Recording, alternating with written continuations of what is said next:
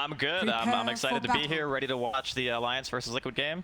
You know, we didn't get maybe the most analytical panel, but it was at the very least entertaining. Oh, it was so excellent. Happy to be here. Happy to cast. You know? Yes, I learned a lot. Not necessarily about Dota, but pretty much about everything else from that last sort of 30 minutes of entertainment. But thanks a lot to, of course, Slacks, Suns fan, and Cinnamon for that.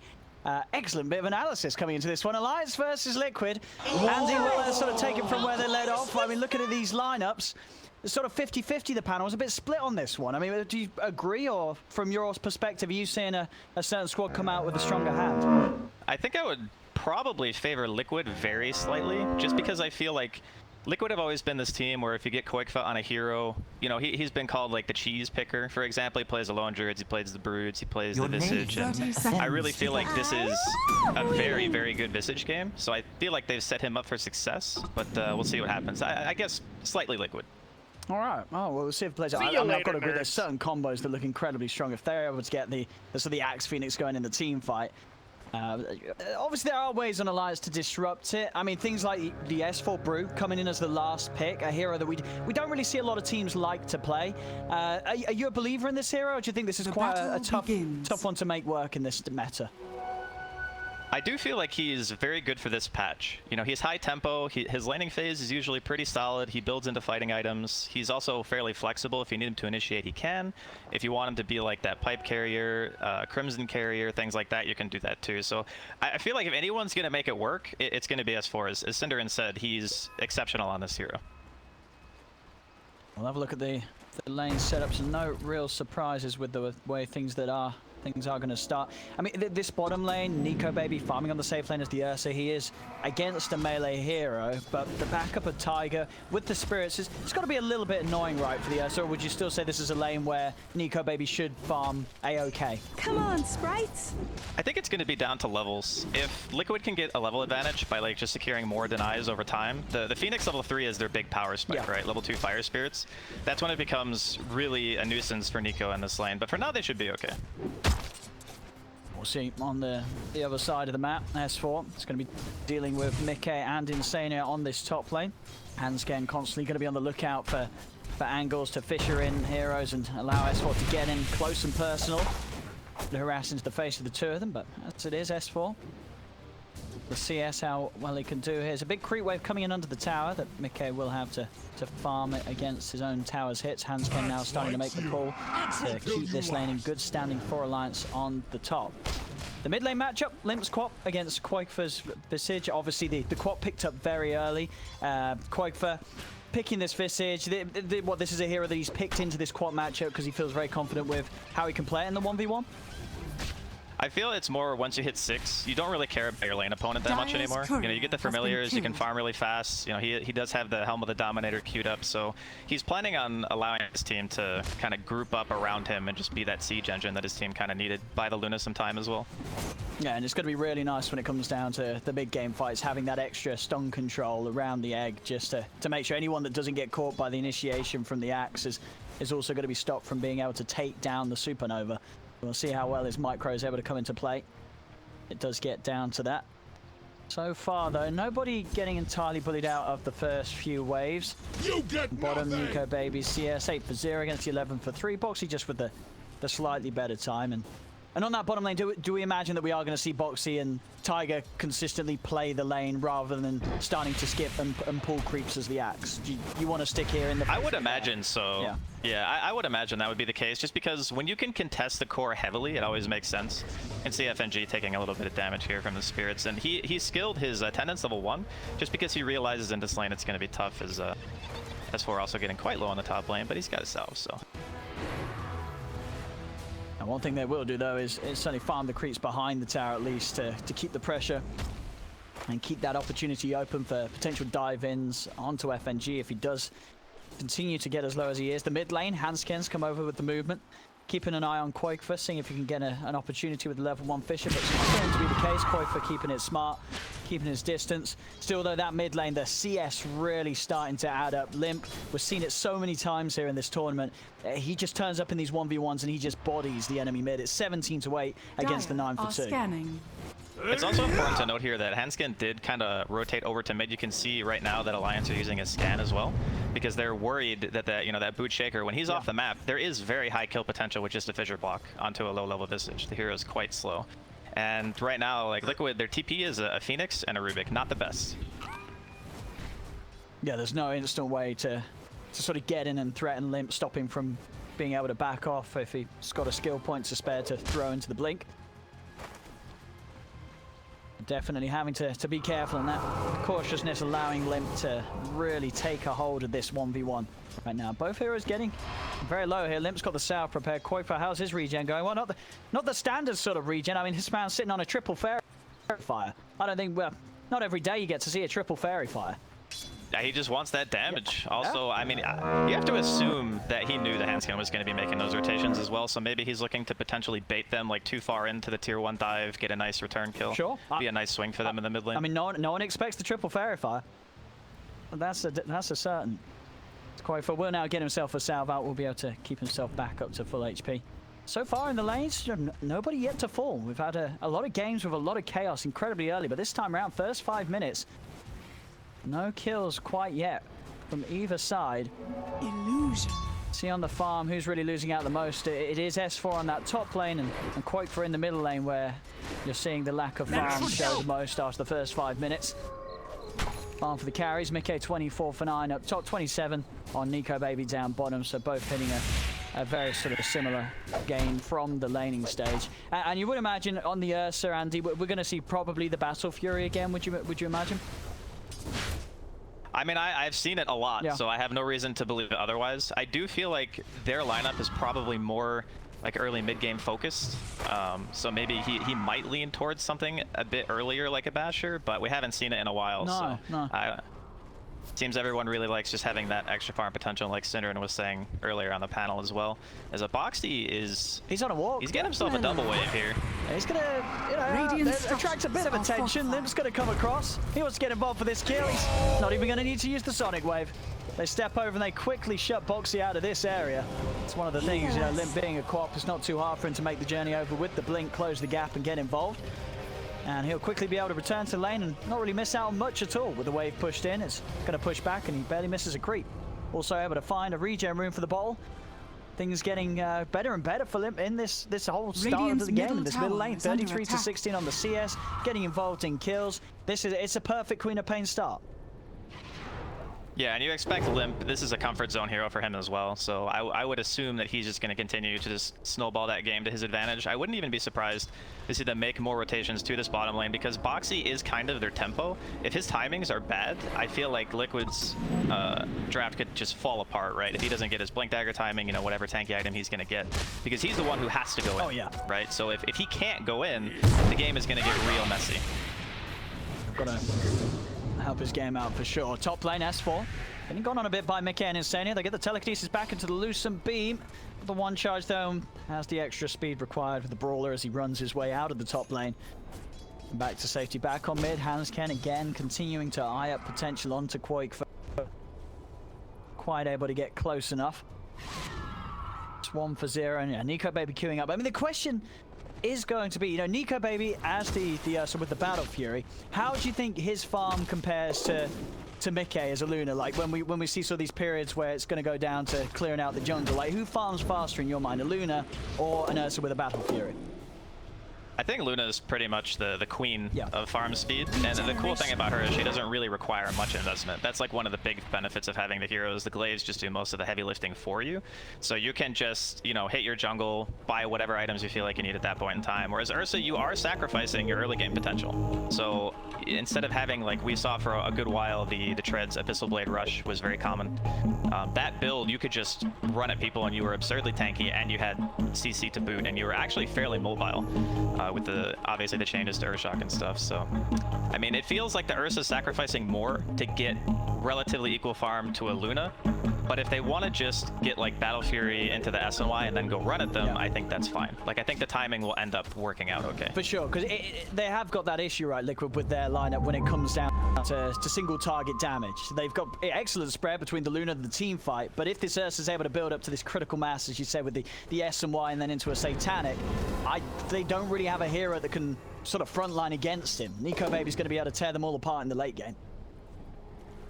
Yeah, it's definitely something on their minds for sure. The later the game goes, and even Visage isn't a slouch in the late game. He becomes absurdly tanky, and he does still have that kind of, you know, zoo factor that we like to talk about during this meta, where having more summons is kind of scary. I guess they do have a Shaker though on the side of Alliance. It could be the equalizer here.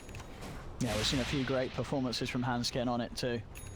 Every reason to believe that those Echo Slams are going to be coming. We're seeing on the levels on the offlane as S4 is level 5 at the moment, just Boxy with a full level ahead of him, having just that bit of a greater time down on him, despite the death with the way that he's been able to grab creeps, soak in the creep waves. Got their eyes on Nico Baby, but very hard for these two to make a play. Tiger close to the level 5, but Nico Baby not feeling any sort of threat. He's level 7, he has the Enrage ready to go.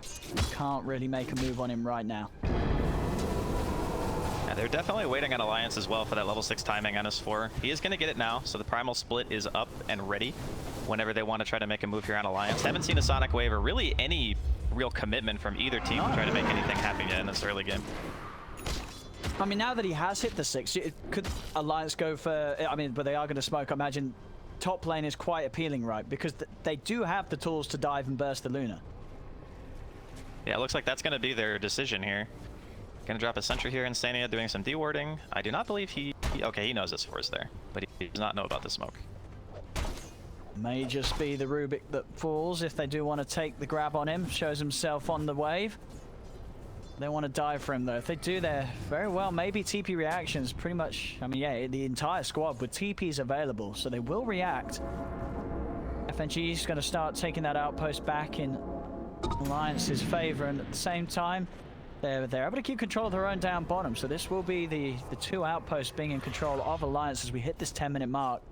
Both teams playing slow, and Liquid themselves just yet to make a move. And they'll dive forward to try and contest the bounty room, but Hansken's already grabbed it. To be able to turn with the Fisher, stop Boxy from being able to chase him down. The bounty's going to be theirs. Build-wise, Boxy not going to rush for the Blink initiation, does feel the necessity to get that Vanguard online first, make sure that he has that survivability against the right click of Alliance's heroes. Top. Finally find him, Insania. It's been a very slow game so far, only 1 kill. It's about to be doubled. This is Insania does get taken down and a bounty is claimed by S4.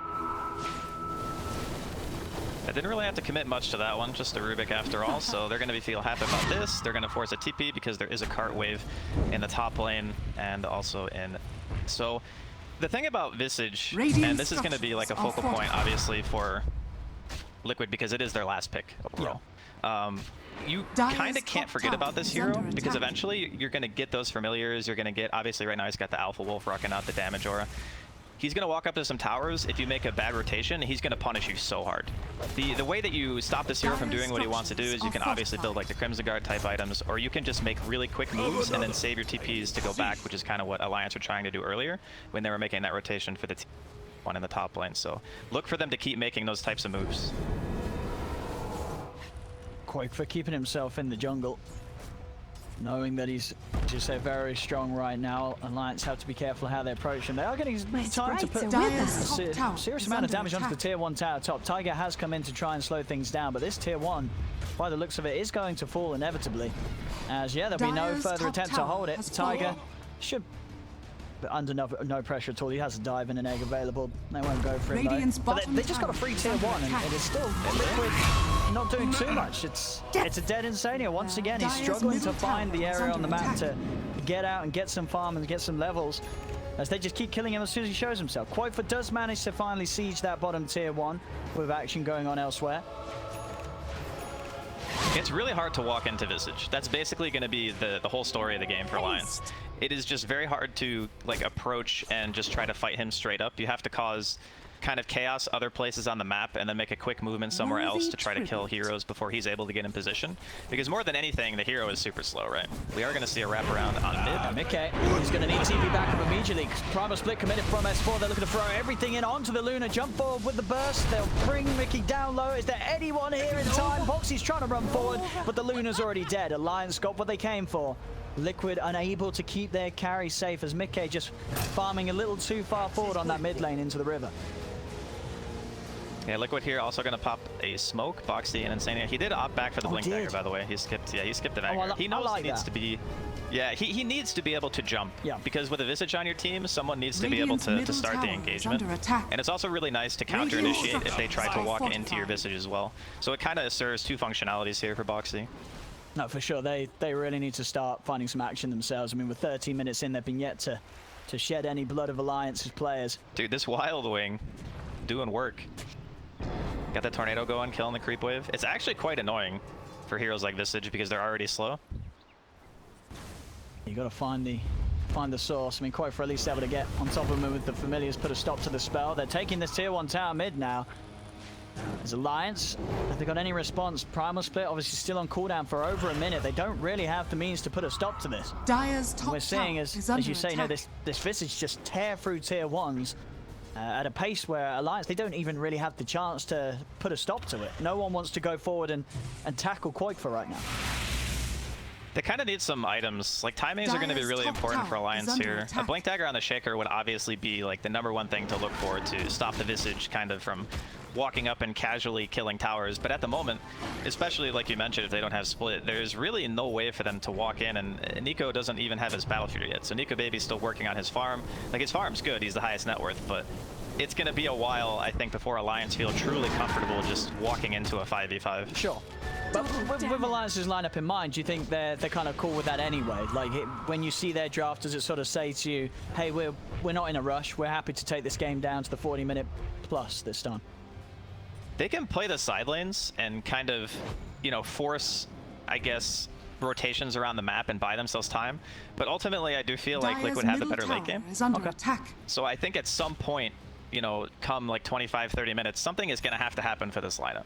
And I don't necessarily think it's a bad Ursa game by any means, but I do feel like he still suffers from like that late game inevitability of there just being too many support items out and you not being able to hit much. We are going to see a split here. Yeah, pretty much as soon as it's available. S4 already looking for action. He's on top of Quakefer. Limp has got a DD room, but it does now come to an end. Boxy is able to get the jump on the backlines. He's caught out Hansken.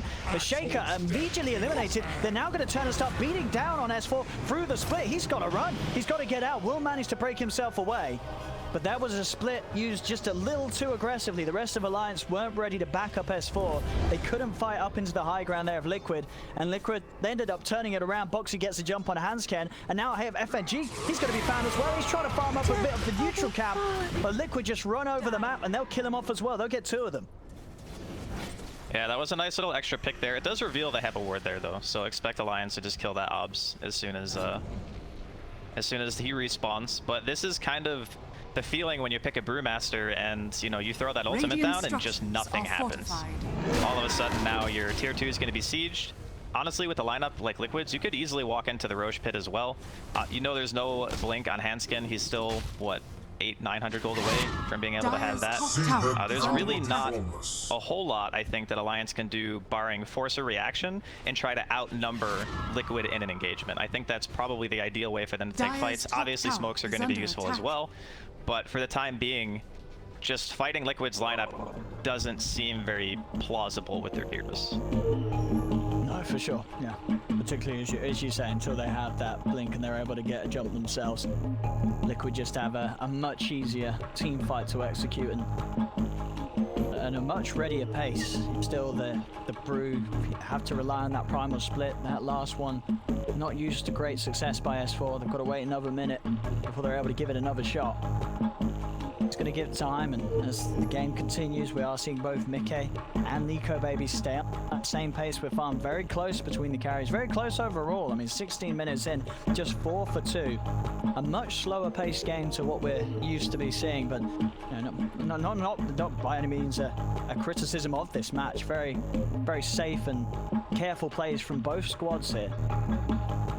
It's kind of it's just a result of the draft. I feel Liquid's last pick, it kind of just makes Alliance feel very tentative to take fights, just simply because, you know, we saw what can happen. S4 can pop an ulti, and then no one dies, and all of a sudden, you know, your Shaker's still missing his blink, your Queen really only has a Yules at this point in the game. Not really a whole heck of a lot of damage if your Ursa's not going to be coming to engagements. No. So they're just kind of, they're chilling, they're waiting it out, they're going to find their timing, and they're going to go for a play when they feel like they're actually ready. And like you mentioned, it's not really a criticism of like how they're playing the game, it's just they kind of have to do this for a little while until they have the right stuff. Dire's top tower is under attack.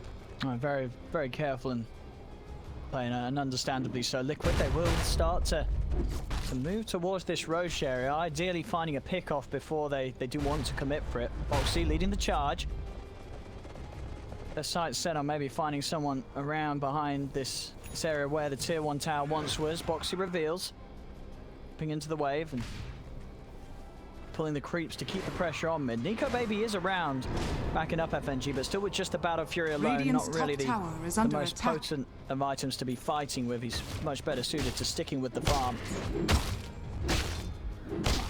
Yeah, I'm really curious to see what Nico Baby can pull off in this game as an Ursa, because I do feel like he has some limitations just because of his hero, but he is still farming well. Highest net worth smoke initiation here. He jumps in. He jumps in, he's ready to go, but they've got the lift, they've got the damage. Limp just blinked into his death. He's dead and gone. Mickey comes in from the side with the Eclipse. S4's popped the split, but he's not really able to do much with it at all. He's trying to run in, does find the stun on Mickey. Limp has brought back to attempt to commit for this fight. They have the micro, stunning on Mickey. Mickey pushed back by the Sonic Wave, the Supernova. It's got to go off successfully. The fish is out, but Mickey, he'll live, they'll turn. The Sunray starts to heal up Mickey. Limp tries to jump in and finish off the kill. He will get it, but he's blinked in for this one. He's got to be careful. They do manage to find Mickey. It did mean Limp having to buy back for that effort. They might find more with it though. He heads over towards Tiger. Tiger, no spells at the ready. Everything unavailable. So Limp with that buyback, he's found two. The call's in again onto FNG, but the fish is there. They're going to be able to take down Boxy. Nico Baby turns, gets the swipes up. This is a fight gone very, very well for Alliance. Limp reading that instant opportunity to buy back in, and Alliance will come out on top of that fight. I mean, to be honest with you, and it looked a bit suspect at first with like the blink at forward and everything. Maybe that was the plan all along, you know. Just feed your life away, bait them into a fight. Yeah, just feed and buy back. I mean, that is a strategy. Some of the best teams in the world have used that strategy to win TI. So I think, once again, showcasing that Alliance, they need to make those fast moves. They were very decisive. They said, we're going right now. They killed a Luna. Limp, he actually aggro blinks 2 times, gets the dagger off onto Mickey, and then eventually he dies, and that's kind of the focal point of your lineup at this stage in the game. So now you're down a hero, and you don't actually have your own buybacks, and they kind of got split up, and the reinitiation onto FNG by Boxy, I feel, was really strange. Like, as soon as the Luna's dead there, I feel like you just abandon ship. Sure. You know, it's like, okay, no Eclipse, nothing here, let's just cut our losses and get out, because it's not like Alliance can just walk into the pit if the Visage is still alive and take Roshan. There was not really, I feel, a threat of that, so a bit odd, kind of like re-going on that, but a very, very big win for Alliance. Absolutely. I mean, as I say, maybe that really was the intention all along there from Limp, as comes in with the big brain plays. A very solid game overall still. 3-1-3 on the Queen of Pain. And off the back of that, Nico Baby starting to step ahead of the farm of Mickey. As expected, queuing up the big item that we're seeing. And oh yeah, there it is. Hans getting now ready to join the party and look for the initiations themselves. Something that Alliance has struggled with a bit. You know, we saw that last fight, they were able to get it going their way by baiting Liquid to commit, as they themselves didn't have the best means of actually hunting for a fight. Now with this Blink Dagger, they can absolutely start to play much more aggressive. Yeah, and the cool thing about this Blink purchase right now is that you get the effect of the Blink reveal, where the enemy team may or may not know you have it. And that can turn a fight massively. And if you get a really good Echo here for Alliance, you turn that into a Roshan, could definitely be your game to lose. But there is going to be another smoke here from Liquid, scouting up the hill. Nice. Winning on the high ground. Boxy's able to get the jump in, looks towards the Earth step, running down with the Subway. Nico Baby needs help, but he's going to get it. Gets the time to pop the Enrage. He'll be fine for now. They turn towards Quaker, slowing him down, surrounding him with the Primal Split. Quaker getting burst out. He's forced to the side. Can he escape? The Eclipse is out. Liquid then turning. Lim, he'll fall this time, and there's no buyback available to turn this fight around. Lim dead for 70. They get the control as well onto S4 before he's out of the split. They clean up 2 kills for Mickey, and with that, they can absolutely go straight into the pit. The question is, does Hanskin go for this?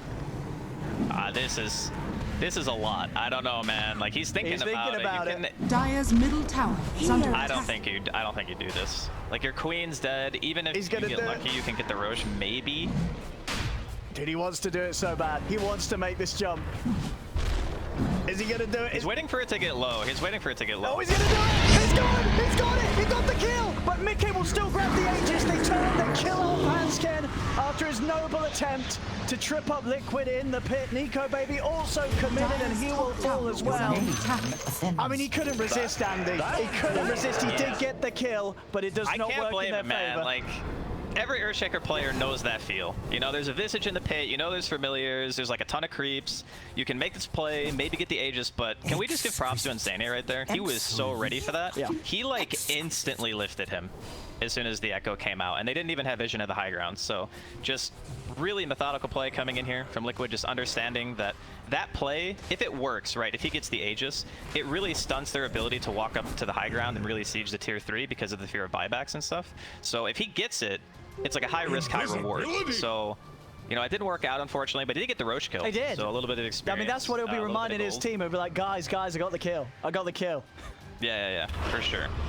That's what they'll be remembering. Well, that's what he'll be remembering, at least from that last moment of play. And off the back of that, it's a 2K lead for Liquid. Still so close, just 7-7 here, 23 minutes in. Nico Baby still at the top with the farm. Is SNY done? On the road towards that Satanic, and as we've seen many times already at this BLAST Bounty Hunt, this bear becomes so terrifying with these items. And if he is able to get himself on top of a target, it's so hard for Liquid to peel him off it with that much status resistance. Yeah, that's the real question though, right? Like you just mentioned it. It's like, can he stay on someone? Sure. Because the downside to this build is you kind of need other people to stun for you. So you need the Earthshaker, you know, maybe the Brew Split and such to throw bowlers out and crowd control that guy so you can hit, because you don't have a basher. You know, you can run fast, but are you really going to outrun a Luna with a Hurricane Pike and like team stunning for him? That's my... I guess my concern for the Ursa is that he'll try to go all in for that big kill, and without a basher to stun for himself, I feel like he could just very easily get kited. Yeah, between as you say, the Hurricane Pike and also the other items they're building up, they've got a lot of means to deal with him. You know, the Yule Scepter being built on Boxy, the fact that Tiger's got the Halberd, you know, they very much are kidding up to Dire's middle tower just control this Ursa in the team fights and make sure that Nico Baby cannot get those kills. Yeah, he is pretty much all of their damage, if you think about it. With the way that Visage Gravekeeper's Cloak works, you obviously mitigate a huge chunk of damage for the first few hits that you take. And Ursa typically is really good at burning through that. I guess the Brewmaster Split can do a pretty good job of it as well. But like Sonic Wave, for example, is not really going to burst down Quake for the later the game goes. And they're just going to get to a point where, like, who's going to deal damage on Alliance to these core heroes if it's not Nico Baby? That's kind of, I guess, how I process how this game turns out if it gets too late. But, you know, fights can go crazy. We've definitely seen some stuff already this game. And Alliance just really need to... They need to find the right jump, I guess. And Hanskin, we really need to see a big echo from him.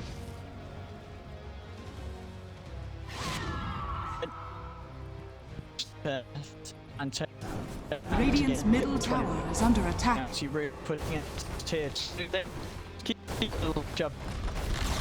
Radiant's middle tower has just a fallen. casual now, and then going back for the BK to make sure that he's part ready. And they're knocking on the tier 3s. BK with this double damage. Obviously still the Aegis. Alliance have got to respond to this. And come back with the TPs. Liquid will back away. He's not getting out of that as Boxy and Insania run him down. To the Yule's control. Boxy gets in, gives him a bit of a bonk on the head. Same time, back in the jungle, Nico Baby, he's been found outside of the base. See if they can get him out of here to safety. He has the enrage. Quakefor still bringing the birds over. Will manage to jump his way back to safety. That shock. But still, very much Alliance just having to run away from Liquid's lineup right now. they just really struggle to fight into the 5-man of Team Liquid.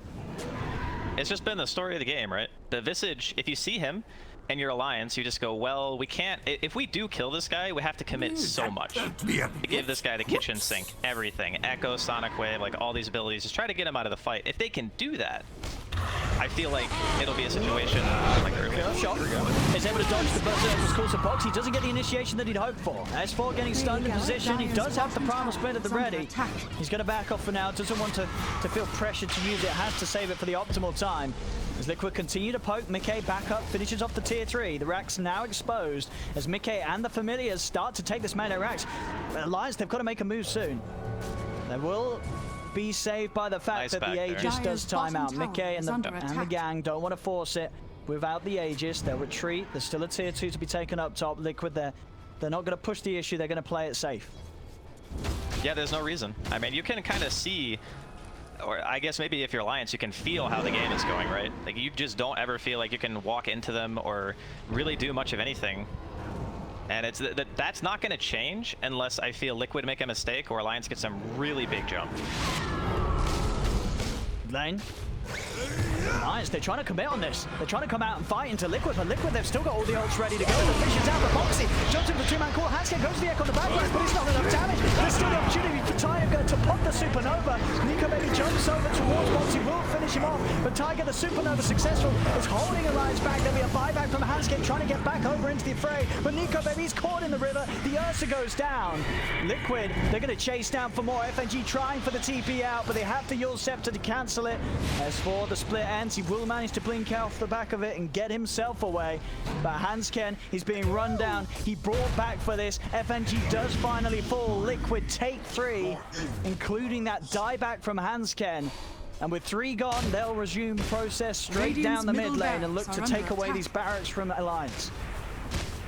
The fights are just so difficult for Alliance to play. I honestly don't know if you can even really get a better Echo unless, you know, Nico Baby can make their entire team group up on him, because they have kind of a similar issue that we were talking about in the beginning of the game where Boxy needed to be the guy to go in, right, for Liquid.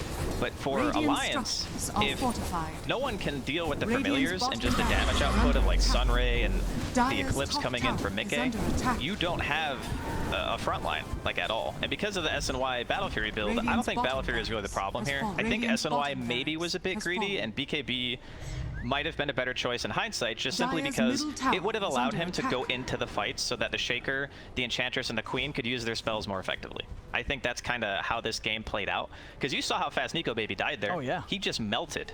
Like, even if you have a Satanic, you're not healing at that. So quick slaps, he'll be fine. But yeah, I don't know. I think SNY may be too greedy this game. Maybe it was just necessary. It's hard to say though. I do feel like Liquid's draft, like their last pick, just owned this game. Just because of its presence, you know? You look at a guy not on the top of the net worth and he doesn't have a million kills and you go, yeah, okay, he's having an okay game. But then you realize that he hasn't died a single time. No. And he has like an AC and a pipe. Oh yeah, his teammates love him with these orders. Yeah, there's nothing that they can do to this guy. They can just never close the gap on him. And at this point, you know, all the items are done that just make Nico Baby's game impossible. They're trying their best, Alliance, to go for these fights. As we saw just then, you know, coming outside of the base, trying to take them in the river. But they just don't have the means to be able to win them. And they're falling further behind. 8k lead now for They got vision here. They do find Boxy. At least they'll lead him with the Fisher, but he's on the right side of it for him at least. He's going to be more than fine. They cannot get on top of it. They've got to run. They're not going to get the chance. Boxy, he's able to get the jump back in on them. Gets the call on Liv. Dunks him down. They'll chase down FNG. Alliance just getting torn apart anytime they leave their base. It's looking rough. It's definitely looking rough for Alliance here in the first game. I mean, we've seen crazy comebacks before. Yesterday, the OG game, right? That was a crazy one. That could happen. You know, it could happen. I mean, I think it's just a lot less likely, but I suppose it is in the realm of possibility, yeah. Radiant's top 11k tower lead, is under Liquid attack. ready to take a second set of racks here up top. Alliance, no limp for 30 seconds, no buyback saved up for. They won't be able to have a fight going here. S4 tries, but it really is not going to work. Nico Baby's trying to step forward, pop the enrage, but he's just set up by the Yules. The whole lot wasted. He has to run, he has to retreat. Mickey popping the BKB, he's starting to charge and they're going to call it. They know there's no way to fight into this lineup anymore. 30 minutes in, 16 to 8. Liquid will take game one. Pretty much what you were saying, Andy. This draft, it was just fire against what Alliance had. Alliance just, I mean, what were Alliance supposed to do with these heroes? Your guess is as good as mine, Owen. I do think that gameplay-wise, I don't really have too many issues with what they did. It was mostly just their inability to deal with the Visage as a hero. And, you know, Limp goes for this Yules. You know what his game plan is. He wants